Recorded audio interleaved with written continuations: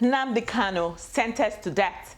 The irony of unjust justice. Welcome to our Head News 23. My name is Nnamdi Kanu. Today we will talk about one of the most controversial legal battles in Nigeria's recent history, the life imprisonment of Nnamdi Kanu, leader of the indigenous people of Biafra, and what it reveals about injustice, marginalization, and political power in the country.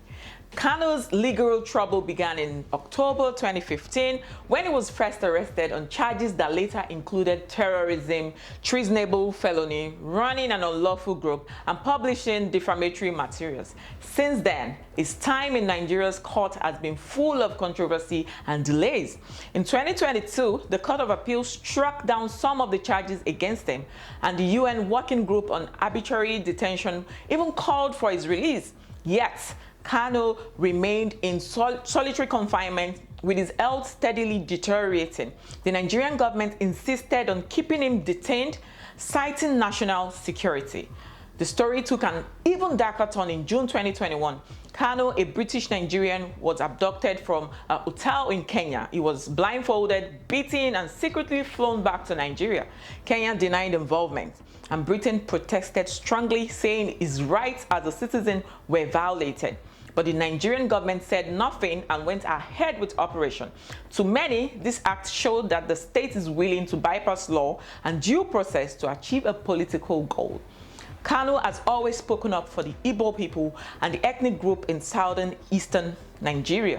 In 1967, after years of marginalization and ethnic violence, the Igbo tried to succeed and formed the Republic of Biafra, led by Odumegwu Ojukwu, claimed over 1 million lives, mostly children who starved. By 1970, Biafra surrendered under the promise of no victor, no vanquish.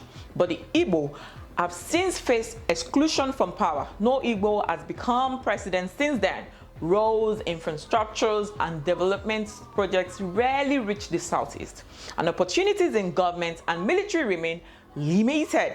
It was in this context that Kanu rose as a voice for the Igbo people through Radio Biafra from London, and later as IPOB's leader. He spoke boldly about freedom, dignity, and the right to self-determination. For his followers, Kanu was a hero, and for the Nigerian government, it was a threat. Historical grudges made this tension even worse. Buhari, who led troops against the Igbo during the Civil War, returned as Nigeria's elected president in 2015. Many believe he began sidelining the Southeast from key positions, despite promises of unity and reconciliation. Kanu's trial has been full of legal irregularities and drama moments. At times, he represented himself, raising objection about jurisdiction, the validity of the charges, and his inability to call witnesses, all of which the courts ignored.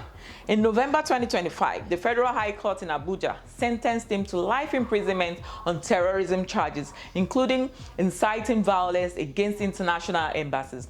The court also restricted his access to phones and computers, saying it was to prevent further incitement.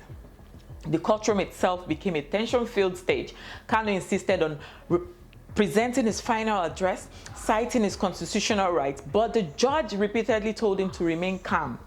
His request to pause the trial, raise constitutional issues, and seek bail were all denied. Journalists, cameras, and spectators watched closely as Kanu's defiance clashed with the state authority. Critics argued that Kanu's conviction was politically motivated and overreaching. They say he was punished for speaking out, while other criminals in Nigeria go free.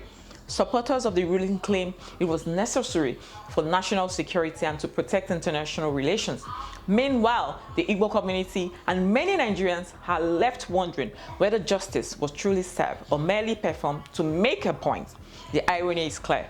In a country where terrorists are pardoned and released, a man fighting for his people's rights faces life imprisonment. Kinsmen, the political elites, remain largely silent. Kanu's health continues to worsen in detention, yet the government shows no concern. His case exposes the fragility of justice in Nigeria and the deep ongoing wounds caused by historical marginalization. Nnamdi Kanu's story is more than a legal battle. It reflects the deepest contradictions of Nigeria. a nation struggling with law, order, ethnic injustice, and political will.